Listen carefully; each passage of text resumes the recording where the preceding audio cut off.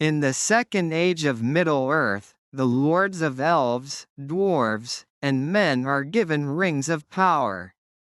Unbeknownst to them, the Dark Lord Sauron forges the One Ring in Mount Doom, instilling into it a great part of his power to dominate the other rings and conquer Middle-earth. A final alliance of men and elves battles Sauron's forces in Mordor. Isildur of Gondor severs Sauron's finger and the ring with it, thereby vanquishing Sauron and returning him to spirit form. With Sauron's first defeat, the Third Age of Middle-earth begins. The ring's influence corrupts Isildur, who takes it for himself and is later killed by orcs. The ring is lost in a river for 2,500 years until it is found by Gollum, who owns it for over 4.5 centuries. The ring abandons Gollum and is subsequently found by a hobbit named Bilbo Baggins, who is unaware of its history. 60 years later, Bilbo celebrates his 111th birthday in the Shire, reuniting with his old friend, the wizard Gandalf the Grey. Bilbo departs the Shire for one last adventure and leaves his inheritance, including the ring, to his nephew Frodo. Gandalf investigates the ring, discovers its true nature, and learns that Gollum was captured and tortured by Sauron's orcs, revealing 2 words during his interrogation: Shire and Baggins. Gandalf returns and warns Frodo to leave the Shire.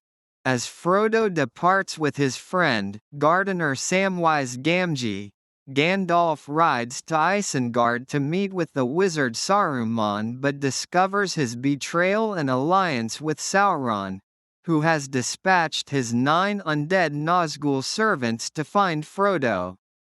Frodo and Sam are joined by fellow hobbits Merry and Pippin, and they evade the Nazgul before arriving in Bree, where they are meant to meet Gandalf at the Inn of the Prancing Pony.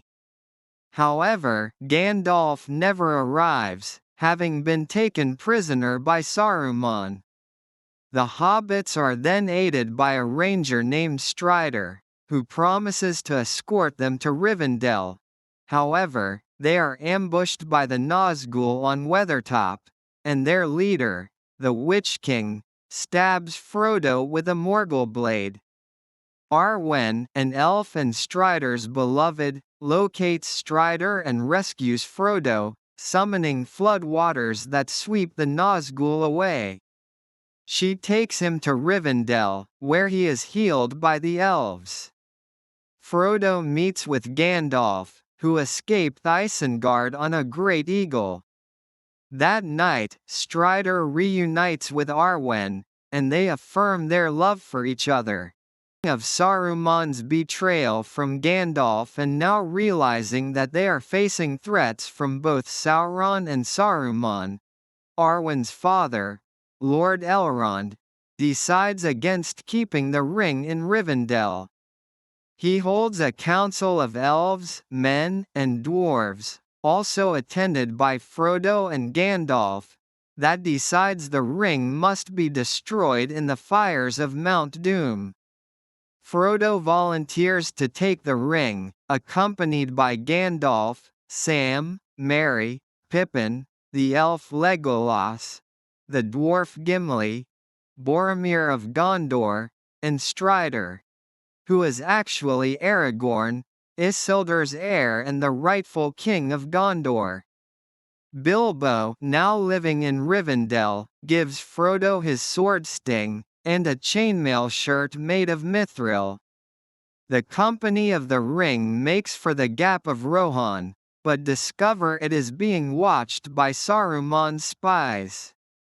They instead set off over the mountain pass of Caradhras, but Saruman summons a storm that forces them to travel through the mines of Moria, where a tentacled water beast blocks off the entrance with the company inside, giving them no choice but to journey to the exit on the other end. During the journey, Gandalf informs Frodo that Gollum, released from Sauron's fortress of Barad-dûr, is following them, seeking to reclaim the ring. After finding the dwarves of Moria dead, the company is attacked by orcs and a cave troll. They hold them off but are confronted by Durin's Bane, a Balrog residing within the mines. While the others escape, Gandalf fends off the Balrog and casts it into a vast chasm, but the Balrog drags Gandalf down into the darkness with him.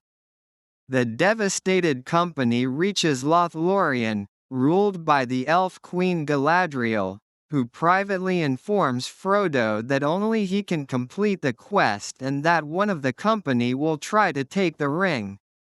She also shows him a vision of the future in which Sauron succeeds in enslaving Middle-earth, including the Shire. Meanwhile, Saruman creates an army of Uruk-hai in Isengard to find and destroy the company. The company travels by river to Parth Galen. Frodo wanders off and is confronted by Boromir, who, as Lady Galadriel had warned, tries to take the ring. Uruk-hai scouts then ambush the company, attempting to abduct the hobbits. Boromir breaks free of the ring's power and protects Merry and Pippin, but the Uruk-hai leader, Lurtz, mortally wounds Boromir as they abduct the hobbits. Aragorn arrives and kills Lurtz before comforting Boromir as he dies, promising to help the people of Gondor in the coming conflict. Fearing the ring will corrupt his friends, Frodo decides to travel to Mordor alone, but allows Sam to come along, recalling his promise to Gandalf to look after him. As Aragorn, Legolas, and Gimli set out to rescue Merry and Pippin, Frodo and Sam make their way down the pass of Emyn Muil, journeying on to Mordor.